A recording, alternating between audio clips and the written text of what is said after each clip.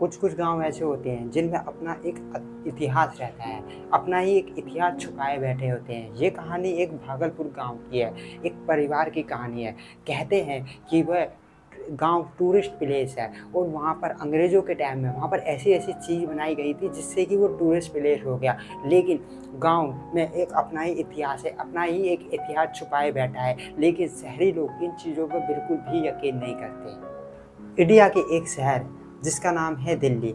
दिल्ली में यादव परिवार नाम का एक छोटा सा परिवार रहता था।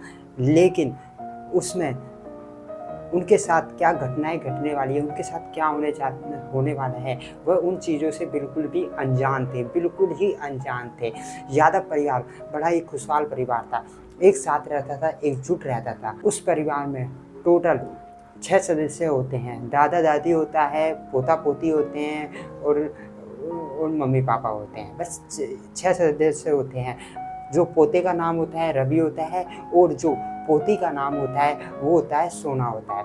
तो प्यार से पोती को सोना कहते हैं और उसके दादा अपने पोते को रवि कहते हैं। पोता पोती की उम्र कम से कम यही 13-14 साल रही होगी। वो खुशहाल परिवार रहता है। एक दिन जैसे कि गर्मियों की छुट्टी आ जाती है तो पोता पोती कहते हैं कि दादाजी हम कहीं घूमने चलते हैं। तो दादाजी बोलते हैं कि मैं तो फ्री हूँ, आप अपने पापा से बात कर लो, पापा राजी होंगे तो हम भी चल लेंगे, क्या दिक्कत है, मैं तो फ्री हूँ। दादी जी को भी ले चलेंगे, दादी जी भी फ्री रहती है, इसी बहाने हम कुछ घूम लेंगे वहाँ पर जाके। तो आप अपने मम्मी पापा से पूछ लो। पोता पोती जिद करने लग जाते। फिर दोनों बच्चे बड़े चंचल होते हैं और अपने पापा के पास आते हैं। पापा इस गर्मियों की छुट्टियों में कहीं घूमने चलते हैं। पापा मना कर देते हैं पहले तो, पर लेकिन फिर जिद के कारण उनके पापा को झुकना ही पड़ता है अपने बच्चों के आगे, क्योंकि छुट्टियों का टाइम था। तो उनकी मम्मी बोलती है आप भी ज़रा छुट्टी ले लीजिए, 10 दिन की, बच्चे घूमने चले जाएंगे, इसी बहाने इनके दादा दादी भी चले जाएंगे, वैसे बहुत दिन हो गए हमें भी घूमे हुए। तो वह परिवार घूमने के लिए तैयार हो जाता है। लेकिन अगले दिन समस्या ये हो जाती है कि घूमने के लिए कहाँ जाएँ, किधर जाएँ, मतलब कि कौन सी जगह जाएँ। ये सब वो बोलते हैं कि आप अपनी दादा दादी से पूछ लीजिए कि आप वो कहाँ जाना चाहते हैं, उनको कोई प्लेस पता हो जहाँ हम घूमने के लिए जा सकें।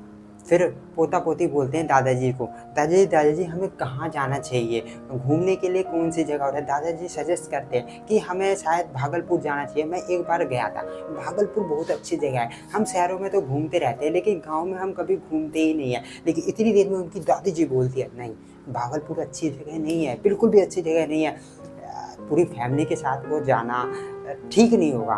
लेकिन दादाजी बोलते हैं अरे वो सब कहानियाँ हैं भागलपुर की, ऐसा है वैसा है, ऐसे घटनाएं घटती है, वो टूरिस्ट प्लेस है, वहाँ पर बहुत से टूरिस्ट है, ऐसा कुछ नहीं है। हम तुम्हें याद है कि हम पहली बार मिले थे, उसके बाद 10 दिनों बाद हम वहाँ भागलपुर गए थे, हमें कितना अच्छा लगा था, ऐसा कुछ हुआ, घटनाएं घटी नहीं घटी। तो भागलपुर ही चलना चाहिए। तो सारी फैमिली तय कर लेती है चलो ठीक है हम भागलपुर ही चलते हैं, ठीक है। फिर अगले दिन ना सारे के सारे रेडी हो जाते हैं, मतलब कपड़े वपड़े तैयार कर लेते हैं, पैक वैक सब कर लेते हैं और कार में सारे के सारे बैठ जाते हैं। वो थोड़ा लेट हो जाते हैं क्योंकि किसी कारणवश वो थोड़ा लेट हो जाते हैं, फिर थोड़ा लेट निकलते घर से। वो रास्ते में जा रहे होते हैं, रास्ते में चले जाते हैं, सब कुछ ठीक ठाक ही होता है। वो अच्छे गाना गाते हुए जाते हैं, थोड़ा मनोरंजन करते हुए जाते हैं। वो भागलपुर गांव में पहुंच जाते हैं। लेकिन वो रात हो जाती है उस टाइम और वो होटल के पास जाते हैं। तो होटल वाला उन्हें एकदम से मना कर देता है नहीं जी अब तो ये होटल सारे बुक हो चुके हैं, हमारे पास कोई भी जगह नहीं है होटल के लिए। वो कैसे ना कैसे करके रिक्वेस्ट करते हैं कि नहीं हम रात में कहाँ जाएंगे, देख लो टाइम भी कुछ ज़्यादा हो चुका है कि 8 बज चुके हैं इस टाइम, हम कैसे मतलब कहाँ जाएंगे। पर वो समझाता है, मैनेजर समझाता है कि देखो अब तो कोई भी रूम खाली नहीं है, आप कहाँ रहोगे, सारे के सारे रूम ऑलरेडी बुक हो चुके हैं, अब मेरे पास कोई रास्ता ही नहीं है। अब मैं गेस्ट जो अंदर हैं उन्हें तो मैं बाहर निकाल नहीं सकता, तो मेरे पास कोई ऑप्शन नहीं है कि आप कहीं और देख लीजिए। पर मैनेजर को वो बोलते हैं, दादा दादी ये सब बोलते हैं, मैनेजर से ही बोलते हैं, पूरी फैमिली मैनेजर से बोलती है कि आप बता दीजिए कोई जगह है जिससे कि हमें आसानी हो, क्योंकि हम भागलपुर में तो नए हैं, हम तो जानते नहीं हैं। तो वो मैनेजर बताता है यहाँ पर एक पास की मतलब 1 किलोमीटर की दूरी पर एक हवेली है, खाली है, वहाँ पर बहुत से टूरिस्ट हमेशा आते जाते रहते हैं। क्या जब यहाँ पर सारे होटल बुक हो जाते हैं तो वहाँ पर ही कुछ गेस्ट रुक जाते हैं, तो आप चले जाइए 1 किलोमीटर का, वहाँ पर एक सन्नाटा नाम का व्यक्ति मिलेगा। वो सन्नाटा जो मिलेगा, वो उस हवेली की थोड़ी मतलब रेख देख करता है।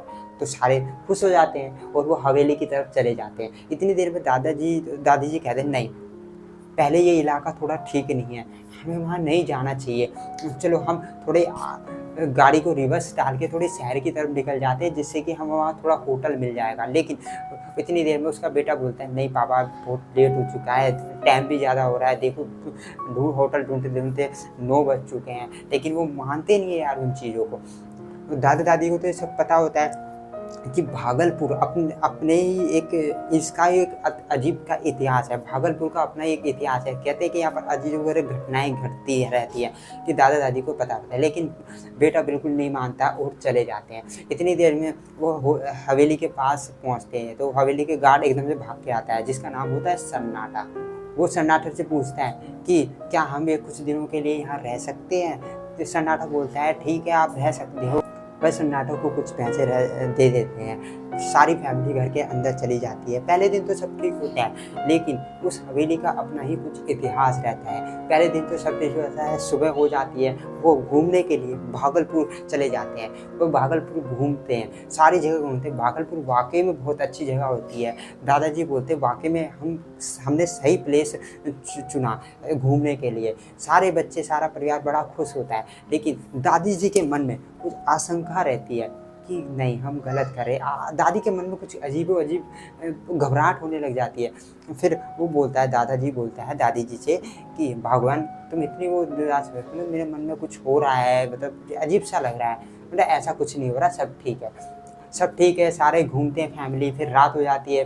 फिर वो घर में रहने के हवेली में रहने के लिए चले जाते हैं। सन्नाटा इतनी देर में दरवाज़ा खोलता है और सारे अंदर चले जाते हैं। पहला दिन तो सब कुछ ठीक ठाक रहा। फिर अगले दिन अजीबो जबी गरीबो उनके साथ घटनाएं होने स्टार्ट हो जाती है, अजीबो गरीब चीज़ें होने स्टार्ट हो जाती है। जैसे कि मान लीजिए सर दर्द होना, फीवर आना। बोले ये तो नॉर्मली आता रहता है, उन्हें मेडिसिन वगैरह लाते दे देते हैं। इतनी देर में सोना को कुछ ज़्यादा ही तेज़ बुखार हो जाता है। उनकी पोती जो सोना होती है उसको कुछ ज़्यादा ही तेज़ बुखार हो जाती है। दोस्तों बुखार भी ऐसा वैसा नहीं, बहुत ज़्यादा तेज़ हो जाता है, वो तड़पती है। इतनी देर में दादाजी दवाई लाते हैं, वो दे देती है, तो बुखार थोड़ा ठीक हो जाता है, नॉर्मल हो जाता है, सब ठीक है। इतनी देर फिर थोड़ा वो सो जाते हैं। सोना के पास उसकी मम्मी सो जाती है, क्योंकि सोना बच्ची होती है, 12-13 साल के बच्चे होते हैं, बच्चों को इतना कुछ नॉलेज नहीं होती, पता नहीं होता, सो जाती है। कम से कम 12 बज जाते हैं। कहते कि 12 बजे के बाद आत्मा को कुछ ज़्यादा साया रहता है। जैसे 12 बज जाते हैं तो एकदम से सोना उठ के चलने लग जाती है। सोना उठ के चलने जाती है तो एकदम से उसकी मम्मी की मतलब आंखें खुल जाती है। ये बेटी कहाँ जा रही है? शायद पानी पीने जा रही होती है। एकदम से पीछे मुंडे करके वो सोना देखती है तो उसकी मम्मी घबरा जाती है, ये सोना को क्या हुआ? सोना कभी ऐसा करती ही नहीं है, ये हो क्या रहा है सोना के साथ? फिर अचानक एकदम से सोना जैसे दरवाजा तो अचानक दरवाज़ा खुल जाता है। फिर उसकी मम्मी और भी घबरा जाती है, सोना ने तो दरवाज़ा खुला ही नहीं, फिर दरवाज़ा खुल कैसे गया? फिर सोना अजीबोगरीब घटनाएं करने लग जाती है। इतनी देर में सोना की मम्मी अपने पापा को बुलाते हैं, दादा दादी को बुलाते हैं, दादा दादी जी दौड़ के आते हैं, क्या हुआ क्या हुआ क्या हुआ? फिर दादी जी बोलती है, मैंने तो पहले ही कहा था कि इस हवेली में नहीं आना चाहिए, यहाँ पर अजीबोगरीब घटनाएं घटती है। कि हमें भागलपुर गांव है, भागलपुर में ऐसा अनेकों गरीब इतिहास, मैंने तुम्हें पहले ही बोल दिया था कि हमें नहीं आना चाहिए, तुमने ही जिद करी आने के लिए तो हम आ गए। अब देखो क्या हो गया, हमारी पोती मतलब रोना स्टार्ट कर देती है, क्योंकि दादी तो होती है, पोती जो बहुत ज़्यादा प्यार करती है, वो रोना स्टार्ट कर देती है। बोले ऐसा कुछ भी नहीं होगा। फिर ना धीरे धीरे अजीबोगरीब घटनाएं घटने लग जाती है उस परिवार के साथ। फिर घटनाएं और भी तेज हो जाती है। फिर इतनी देर में दादाजी भगवान का जाप करने लग जाते हैं, बोलते चलो हम ये घर छोड़ के चले जाते हैं। वो डिसीजन कर लेते हैं कि हम ये घर छोड़ के चले जाते हैं। जैसे वो घर के बाहर निकलने के लिए वो सन्नाटा को आ जाते हैं, सन्नाटा आवाज़ देते हैं, सन्नाटा भी गायब हो चुका था। सन्नाटा बाहर होता है, बाहर कुछ भी नहीं सुनाई देते थे। कोई सन्नाटा भी अपने घर चला जाता है सोने के लिए, क्योंकि सन्नाटा भी रात को वहाँ पर रुकता नहीं है और रात में वो सन्नाटा सोता भी नहीं है वहाँ पर। तो सारे के सारे दरवाजे खोलने के लिए भागते, पर दरवाजे बाहर से लॉक हो जाते हैं, खुलते ही नहीं है दरवाजे बाहर से। एकदम फिर सारी फैमिली घबरा जाती है। सोना को वैसे बुखार चढ़ता रहता है और तेज होना स्टार्ट हो जाता है। फिर इतनी देर में दादाजी बोलते हैं शांति बनाए रखो, वो भगवान हनुमान जी का जाप वगैरह करने लग जाते हैं। तो अचानक दरवाजे सब खुल जाते हैं। फिर दादा बोलते हैं, आप सब, मैं जब तक जाप कर रहा हूँ तुम सारे के सारे फैमिली बाहर निकल जाओ, मैं आता हूँ। मतलब ये बोल के ठीक है, सारी फैमिली वो अंदर मालूम मंत्र वगैरह पढ़ रहे होते हैं और सारी फैमिली बाहर निकल जाती है। जैसे सारी फैमिली बाहर निकल जाती है एकदम से सारे दरवाजे बंद हो जाते हैं। बाहर से उसका बेटा दरवाज़ा खोलने की कोशिश करता है और उसकी दादी भी दरवाज़ा खोलने की कोशिश, पर बच्चे भी दरवाज़ा खोलने की कोशिश करते हैं कि दादाजी आप आ जाइए, आप आ जाइए। दरवाज़ा बंद हो जाता है। कम से कम 3 घंटे बीत जाते हैं। वो बहुत कोशिश करते हैं दरवाज़ा बाहर से खोलने की तरफ, लेकिन दरवाज़ा नहीं खुलता क्योंकि दादाजी अंदर थे घर के, दरवाज़ा खुल ही नहीं रहा था। तो ऐसे करते करते कम से कम सुबह हो जाती है। फिर उसका पोता बोलता है कि पापा जी हमें पुलिस को बुलाना चाहिए। इतनी देर में पापा फ़ोन कर देते हैं पुलिस को। पुलिस आती है, पुलिस दरवाज़ा खोल देती है। पुलिस सुबह आ जाती है। कम से कम 9 बज जाते हैं, 9-10 का टाइम हो रहा होता है। पुलिस आके दरवाज़ा खोल देती है। सारे के सारे उस घर के अंदर जाते हैं और पुलिस को कहानी बताती है, हमारे साथ ये घटनाएं घटी, ये घटनाएं घटी। फिर पुलिस दादाजी को ढूंढती है। दादाजी, पुलिस पूरा ऊपर नीचे सब जगह देख लेती है, पर दादाजी नज़र नहीं आते। बिल्कुल दादाजी नज़र नहीं आते।